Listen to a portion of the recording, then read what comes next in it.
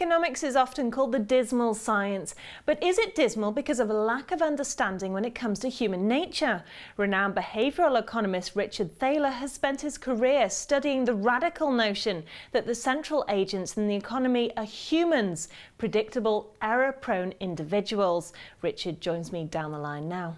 Richard, your fundamental findings say that traditional economics assumes rational actors, but these superhumans are nothing like real people. Please explain. Economics has this long tradition of assuming people can calculate anything, are completely unemotional, have no self-control problems, no memory problems. In other words, nothing like anyone you've ever met. So you've pinpointed the concept that humans and indeed consumers misbehave.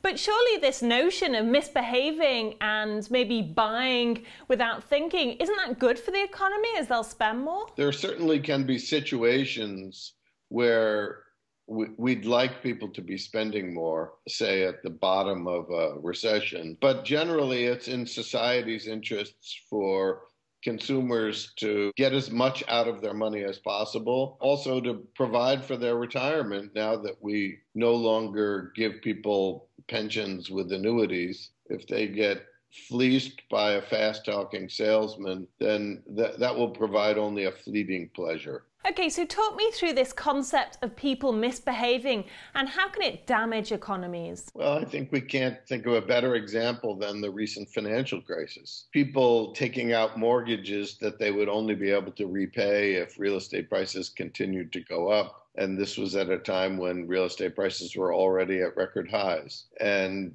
the world economy is still suffering from that. Now, that's not to say that it was all the fault of the borrowers. There were people encouraging them, and there were lots of blame to go around. But certainly the excessive leverage and excessive borrowing was quite harmful to the economy. So you think markets profit from people's ignorance? Certainly there was some parts of the mortgage lending industry that was telling people, oh, sure, you know, you can afford this, not to worry. That's because they were getting paid for each mortgage that they wrote rather than how much money people paid back. But is this just at a grassroots level, or in fact do business leaders need to sit up and pay attention? Again, if we go back to the financial crisis, the misbehaving went all the way up to the top of some of the largest financial organizations in the world, buying mortgage-backed securities without realizing how risky they were.